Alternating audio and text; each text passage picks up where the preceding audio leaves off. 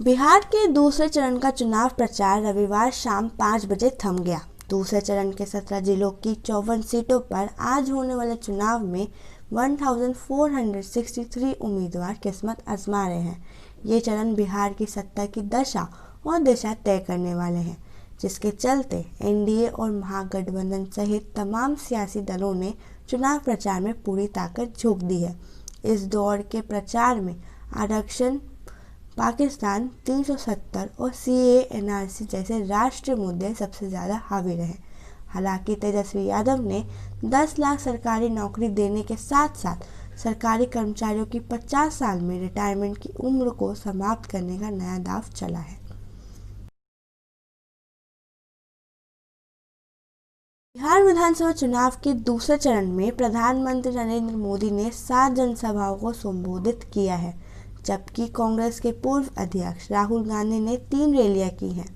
JDU की ओर से CM Nitish Kumar ने चुनावी कमान संभाल रखी थी और एक दिन में 3 से 4 रैलियां कर रहे थे। वहीं आरजेडी की तरफ से तेजस्वी यादव ने अकेले चुनावी प्रचार की कमान संभाली और एक एक दिन में 15 से 16 रैलियां की और शनिवार को 19 जनसभाएं संबोधित कर अपने पिता लालू यादव का भी रिकॉर्ड तोड़ दिया है।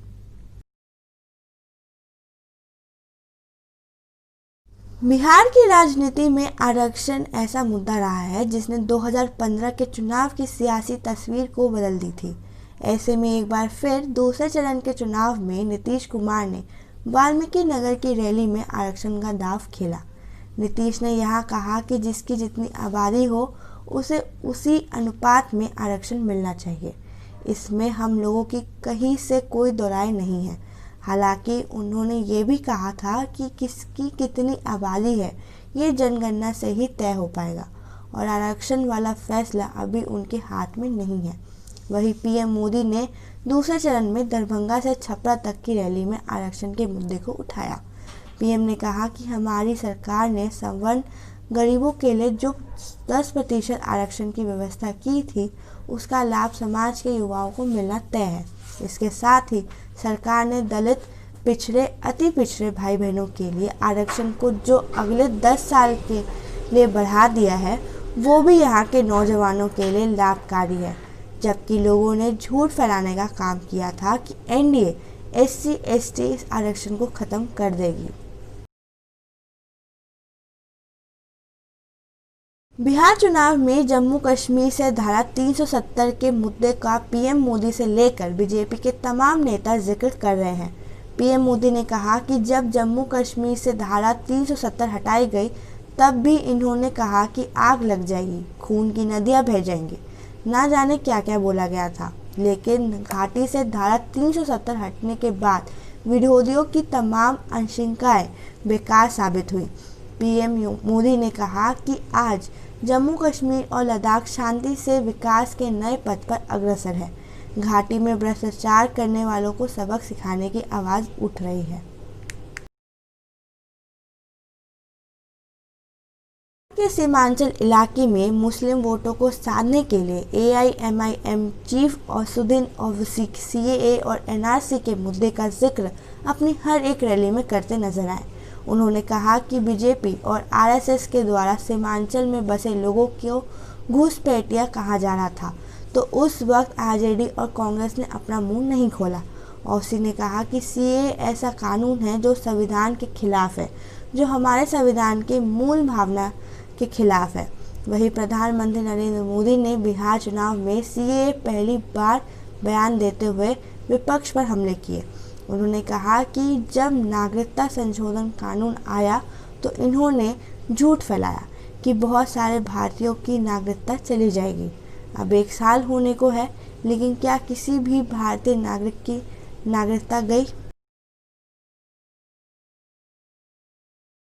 बिहार में महागठबंधन की ओर से चुनाव प्रचार की कमान संभाल रहे आरजेडी नेता तेजस्वी यादव धुआंधार प्रचार करने में जुटे हैं। वो एक दिन में रिकॉर्ड तोड़ रैली कर रहे हैं और 10 लाख सरकारी नौकरी देने के बाद वादे और नीतीश कुमार के 15 साल के कामकाज पर सवाल खड़े कर रहे हैं। इसके अलावा दूसरे चरण में उन्होंने कहा कि नीतीश और बीजेपी की सरकार ने सरकारी कर्मचारियों को 50 साल में रिटायरमेंट देने का फरमान जारी किया है, लेकिन वो खुद 70 साल से अधिक है। उन्होंने कहा कि हमारी सरकार बनेगी तो 50 साल में रिटायरमेंट के फैसले को समाप्त कर देंगे। तेजस्वी बिहार में स्वास्थ्य विभाग में डॉक्टर और नर्स की कमी के साथ प्रदेश की शिक्षा व्यवस्था को लेकर नीतीश कुमार को घेरते नजर आए। बिहार के दूसरे चरण के चुनाव प्रचार में कृषि कानूनों का मुद्दा उठाते हुए राहुल गांधी ने पीएम मोदी पर जमकर हमले बोले थे। उन्होंने कहा कि आमतौर पर दशहरे पर रावण का पुतला जलाया जाता है, लेकिन पंजाब में इस बार दशहरे पर प्रधानमंत्री नरेंद्र मोदी, अंबानी, अडानी का पुतला जलाया गया। ये दुख की बात है, लेकिन किसान परेशान हैं, इसलिए ऐसा हो रहा है।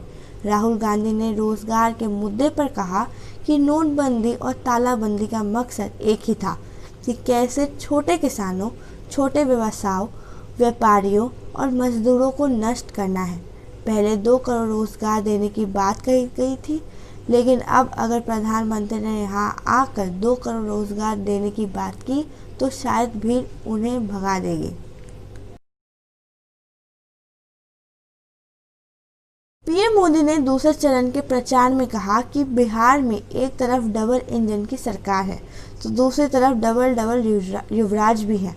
उनमें से एक तो जंगल राज के युवराज भी हैं।